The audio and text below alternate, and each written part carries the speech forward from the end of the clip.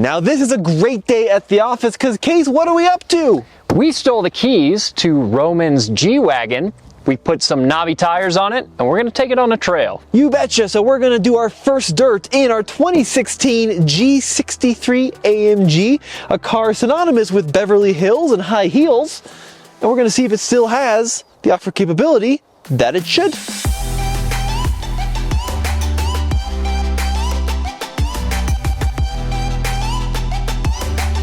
Tommy, this is the best part. This is gonna be not the seatbelt. Safety. Woo! You ready? Oh, I'm ready. Give it a little Look, I love Jeeps. I love a lot of off-roaders that are out there, but most of them don't have that. This is going to be the most biased video I think TFL's ever produced, because even though Case and I both personally drive Land Rovers, the only reason we drive Land Rovers is because we can't afford G-Wagons. Yeah. We need somebody to balance us out, somebody who's not a G-Wagon person. We need a Toyota person. Same team here. Yeah. Bring a Toyota guy into this video, that'll fix it. The reason I, at least personally, love G-Wagons is because this is an experience unlike any other in the automotive industry. We spend a lot of time, Case and I, driving new cars and trucks and old cars and trucks, and nothing drives like a G-Wagon. There's a lot of boxy 4x4s out there, and a lot of good ones, but the G-Wagon has a very particular character, personality, charisma to it that is just magnetic, for me at least. I know there's people out there who don't love these, like even our editor, Zach. But I think that this vehicle has a ton of presence. It sure does. And we are going to try out some of the off-road gear, which never happens on G-Wagons, because this thing was over 170 grand. Yeah. And had a 560 horsepower V8 and all this bougie leather, so they were used for road going purposes, like trips to Prada. But now we're on an off-road trail. So let's, Case, show the fine folks the different buttons and knobs and switches we have. So you're gonna press that button for probably in the first dozen times it's ever been pressed. Maybe. And then we're also gonna lock up one of the 3 differentials. So the way the 4-wheel drive system works in a G-Wagon is it's a full-time setup with an open center diff, right? Yep. And then by locking the center diff, we lock the front and rear drive shaft at the same speed, essentially forcing the vehicle into a permanent 4-wheel drive, right? Yeah. And then we are also going to maybe lock up a rear diff. Why not? And the way these work, this is really cool. The yellow is for the command that it's been activated, right? And the red is to let you know that it's actually kicked in. Some confirmation there. Oop. You're still in neutral. Might be helpful to go into drive on this one. So we got this nice little cross trench obstacle here. And Case, walk us through the suspension setup on the 2016 G-Wagon. Well, one of the things that makes the older G-Wagons like this cool is the fact that it's solid front and rear axle, coil sprung. This is not a Jeep YJ or something ancient, but we've still got that solid front axle, which is hard to come by. The new generation of G-Wagon went away from the solid front axle, but this one still has it. Our articulation is okay. It's not spectacular. We've still got sway bars and everything. This is still a vehicle that mostly spends its time on the street, so it's engineered as such. Oh, but it's still really cool to have that solid front axle. And what's super cool about these vehicles is people, maybe correctly, maybe incorrectly, assume that some newer Mercedes don't have the durability and solidity of the stuff from the 70s and the 80s. But the G-Wagon is the one vehicle that has remained constant throughout the decades. This thing feels like you're driving a solid plank of wood. Absolutely. It is so well made. It's really cool. It's like a slab of granite. You gotcha. This video is brought to you by Factor Meals. Factor has to be the easiest way to get chef-created healthy meals. So easy, in fact, that if you're having a high-tech camping weekend, maybe with a Cybertruck, you can cook them right here. Factor takes the stress out of meal planning and sets you up for success. Skip the grocery store's prep work and cooking fatigue. Instead, get chef-crafted, dietitian-approved meals delivered right to your door with over 35 meals to choose from per week, including options like keto, calorie smart, vegan and veggie, and more. When things get hectic, Factor is flexible. You can change up your plan week to week with different plans from 4 to 18 meals per week, so you can decide how much you want like for this camping trip. Factor meals eliminate the hassle of prepping, cooking, or cleaning up. Simply heat and savor the good stuff. Head to factor75.com or click the link below and use code 50TFLoffroad to get 50% off your first order plus free shipping. That's code 50TFLoffroad at factor75.com to get 50% off your first box plus free shipping on your first box. Case, we bought our G63 here with a set of typical G-Wagon tires on it. Yeah, they were just some very simple Yokohama street tires. Exactly, and what have we gone ahead and done to improve the capability? We've now got Falcon Wild Peak AT4Ws. This is the newest version of the Wild Peak AT, and these should be way better for what we're doing today. Now we wanted to go up a size or two to increase some of the ground clearance on this G63. That presented some issues and some clever workarounds because not only have we upgraded the tires, but the whole stance of the vehicle is a little different. Yeah, so we were looking around on the forum, seeing what people do to run a slightly bigger tire, and they recommended spacing out the wheels a little bit, so we did that. We're running a slight spacer, but now we have quite a bit more rubber under this G-Wagon, and it looks dramatically better. I'm interested to see how it performs. You betcha. And one other thing I want to talk about, because we're going to get the comment, is we are running a 20-inch wheel, which is not at all what you want for rock crawling. Two things on that. First of all, we're not really going to be heavily rock bashing our G63, but second of all, we kind of bought the wrong one for off-roading because the G63 has a set of monster brakes, which really limits you to how small of a wheel you can go. Okay, so other than those legendary 3 locking differentials, what other kind of off-road gear did Mercedes bake into the G-Wagon? It's still got the underpinnings of a true old school 4x4, so it's body on frame. We do have a couple of skid plates, we've got some recovery points, and some cool bits of engineering like this body is a galvanized steel body.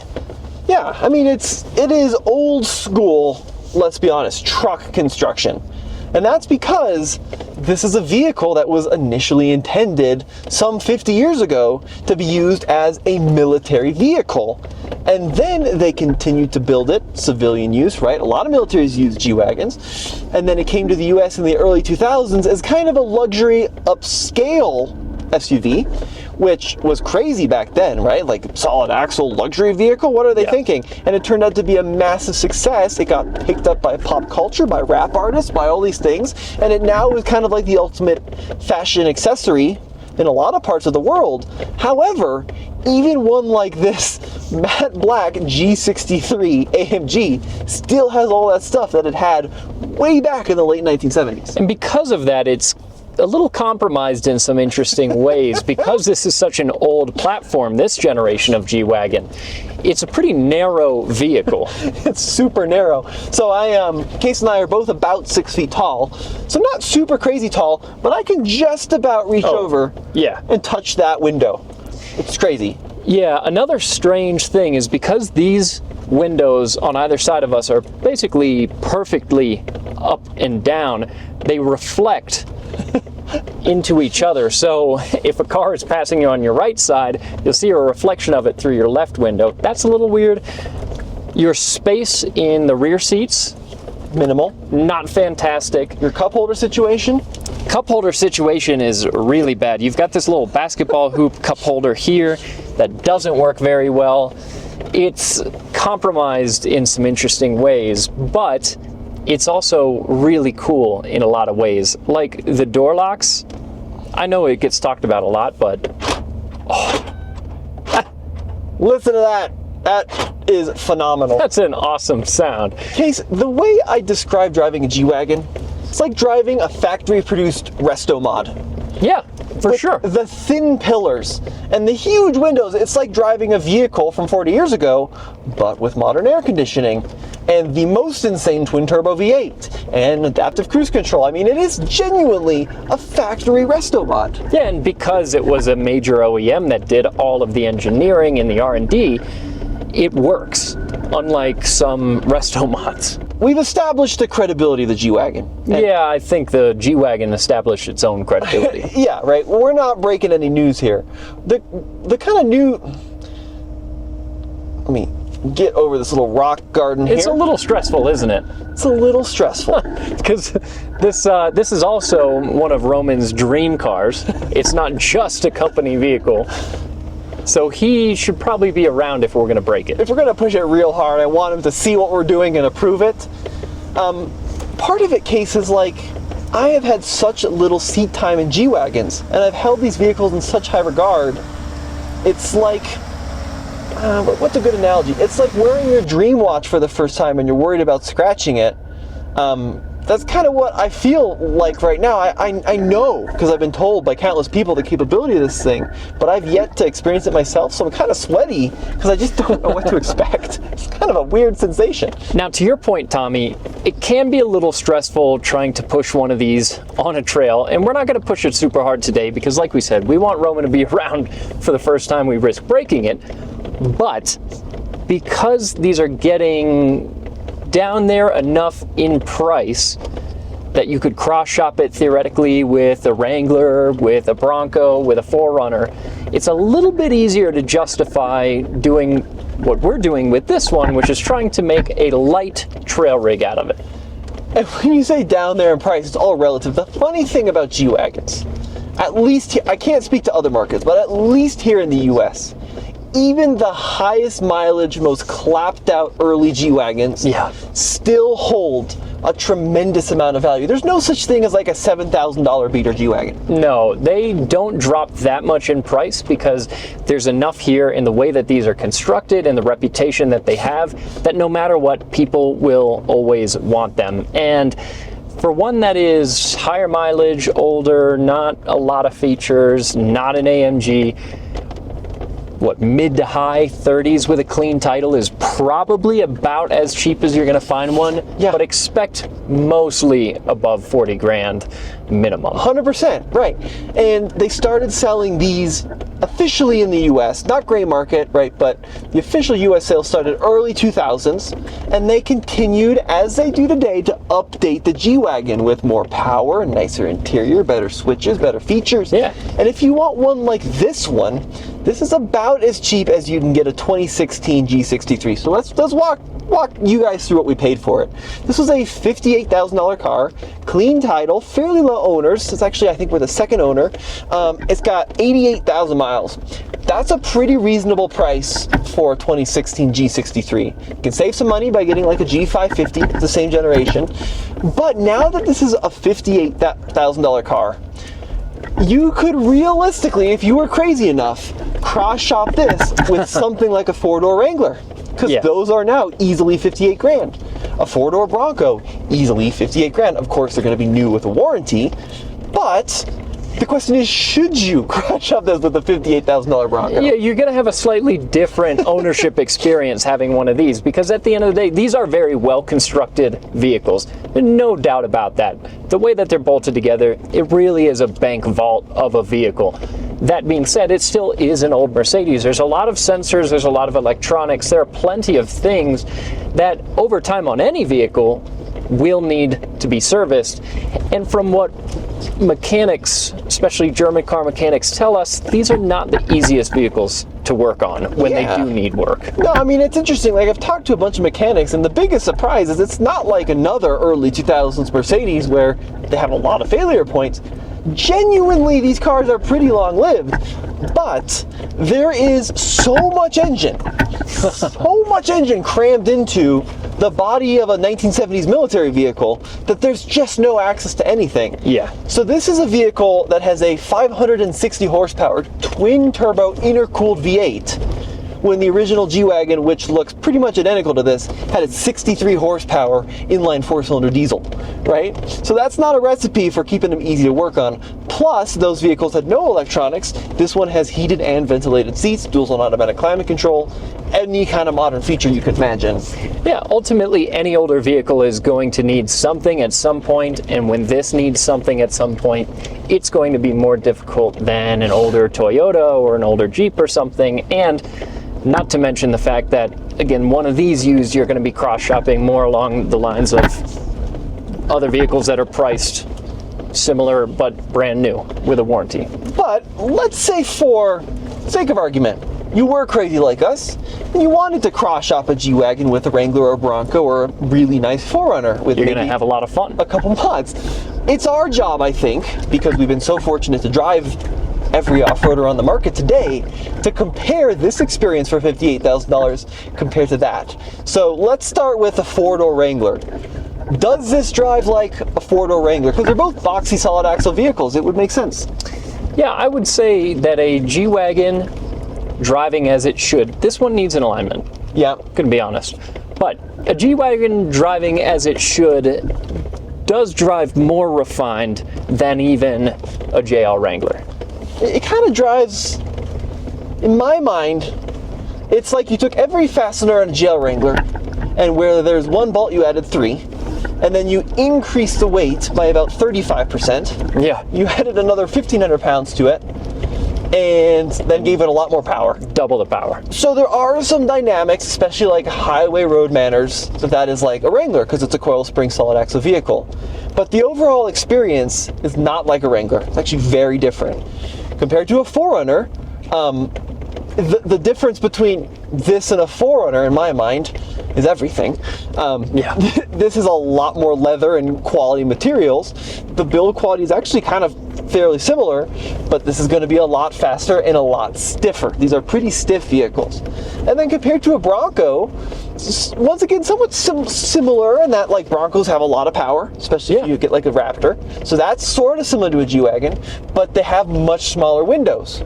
So you get a much better greenhouse out of a G than you would a Bronco. And then once again, you kind of get that build quality thing where this just feels much more solid, even 8 years old, than a new Bronco. But it's worth mentioning too, especially if you plan to do some amount of off-roading, that capability-wise, especially compared to a Wrangler or a Bronco Sasquatch, even though this does have the lockers, you're not going to get the articulation that you're going to get with the other two, especially with disconnecting front sway bars. And you're not going to be able to run the same size tires on this that you'll be able to run on the other two. That's a really good point. Yeah, you are limited in your wheel well size, right? And your articulation, like you talked about. And then you're also limited to some extent with clearance. There are huge lift kits, and then of course there are portal people, which are insane. Yeah. But like stock to stock, this has these huge intercoolers mounted in the front, which take away some of the approach angle, right? Yeah. It's got running boards, side steps instead of rock sliders, right? That's going to limit your out of the box capability. And then there's just the fact of the matter is, the aftermarket is tiny compared to the Jeep or the Ford or the Toyota world. Yeah, and ultimately, anything is possible in the aftermarket world, but it's certainly easier with the Jeep and with the Bronco in the aftermarket realm, and also turnkey. Yeah, those two are going to be easier as far as building up a trail rig. And if you want to build a crawler, don't buy a G-Wagon. Probably not. If you want to build a vehicle for trails like this, 4 or 5 out of 10, right, that will get you to those kind of remote campsites, that is unlike any other, this is the best vehicle for that. This is a deal you do not want to miss. The best off-road app on the market is offering crazy savings. Here's how to take advantage of it. OnX Offroad is the off-road tool we use to know where the best trails in our area are. Better than that, with professional trail ratings and detailed information, you will know exactly what to expect when you hit the dirt. OnX integrates with CarPlay and can work offline, so remote navigation is a breeze. It's that time of year, and OnX Offroad is bringing the biggest savings on the best off-road planning and navigation product. Unlimited offline maps, private land boundaries, snow depth detail with SnowTel and forecast, plus more. Take 50% off your endless adventures. Use promo code BF in the link below for 50% off. That code is BF for 50% off. This is not a deal you want to miss. Okay, so the obstacle that we're going to tackle today are the steps on the Ironclad Trail, which are these really they've gotten quite big, actually, rock ledges. Yeah, over time they get harder and harder, and the thing I'm interested to see is how we do on breakover angle, because the breakover isn't terrible on these, but we do have those side steps, and more importantly, we've got your dad's beloved side pipes. This is, I think, I could be wrong about it, to this day, the only vehicle sold with side pipes. I don't think you can get anything else with side pipes in 2024. I mean, the Viper's gone. I can't think of anything. Viper's gone, yeah. Which are awesome. They're so gangster. Never heard you use that word. Yeah, well, it's because I'm not gangster. Not what you want when you're crawling up these little cliffs. They are pretty close to the rear tire, so Oh, that sounds so good. It does sound Do you really hear good. that, like, lumpy idle? Something about the combination of a V8 and solid axles is just my favorite thing on the face of the earth. And actually, I have to say, here, I'm going to make sure I don't crush his beloved pipes here. You know, No, we're going to be fine, Case. Look at that. luckily, Tommy, Oh, not as fine as I thought we were going to be. luckily, Tommy, it's you that has to make that call and not me. Yes, unfortunately for me, it's me that has to make that call because I used to live with him.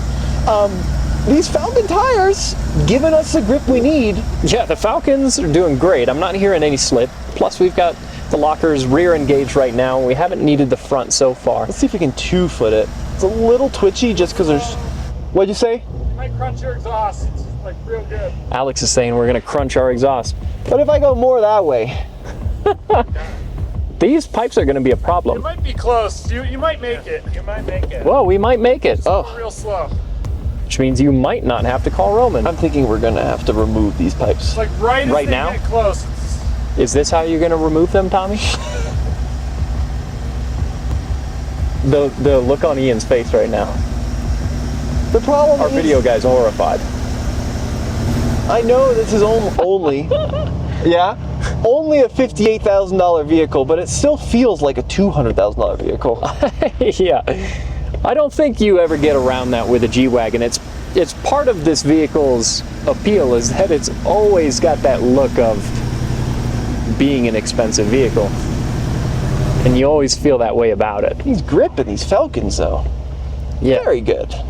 Falcons in the lockers are really doing a lot of favors for us. Ah, that rear locker. What nice thing about it too, which I really appreciate, super easy to activate and deactivate these lockers. Well, I said that and now it's stuck. That's because they're making a left-hand turn. But There you go. Yeah, for the most part, very impressed with the actuation on those bad boys.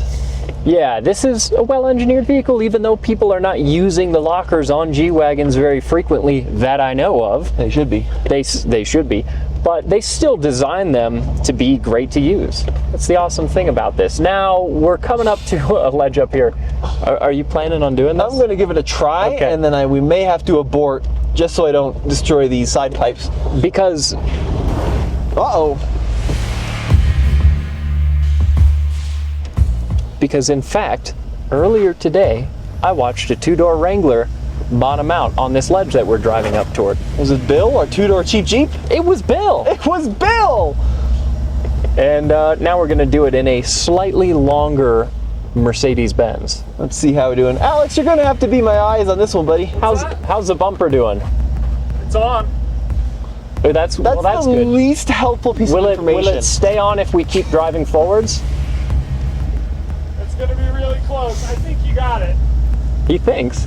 Yeah, that tire's walking up. You're fine. Go real slow. Tommy's face right now.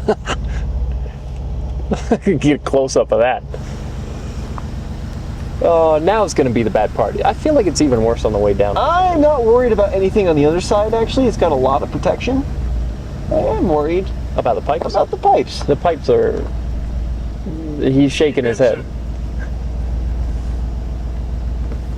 Alex doesn't look confident. We'll hear it.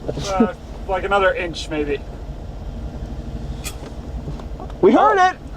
You wanna That's get the noise. So actually, Yeah. he's probably got a shot of it. But I'll get another one. Oh wow, the ground's so close. Oh my God. So we have discovered, Case, the limiting factor on our G-Wagon.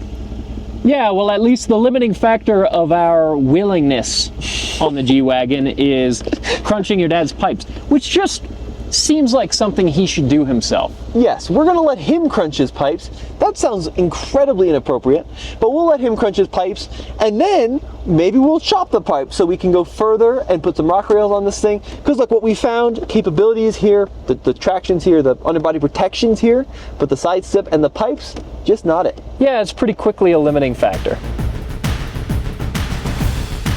The two-tree squeeze! Tommy has never been having more fun in his whole life.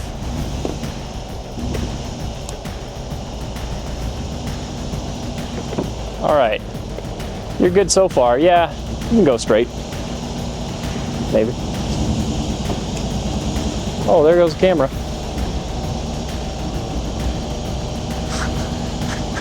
Pipes are already close on this side. You're good.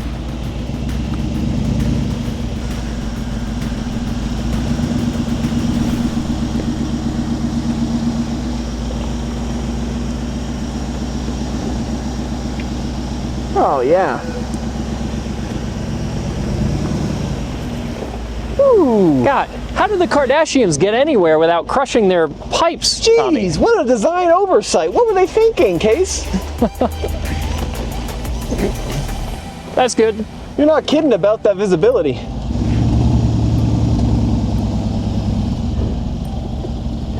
Proceed slowly. Oh, you might be fine. It's close. You're good. Woo! Wow. This looks so out of place. And that's really a problem with society rather than the G-Wagon. Society would be a lot better off with more G-Wagons, huh, Case? More G-Wagons on trails. Would fix all our problems. Is that what heaven looks like, Tommy? Yeah. Everybody carelessly wheeling their G-Wagons on off-road trails? Oh, that's the dream, Case.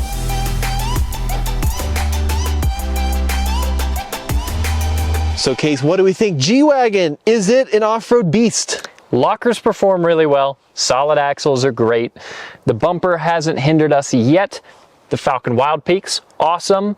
Side pipes, we might have to do something about. Yeah, this thing has the potential to be great, and we're gonna get it there. We just gotta do an exhaust relocation, maybe a set of rock sliders, and this thing will be a beast. Yeah, and hopefully that will be coming down the road, and then we could take this to Moab. You betcha, guys. So let us know what you think in the comment section below. This has been Tommy And Case. We'll see you next time.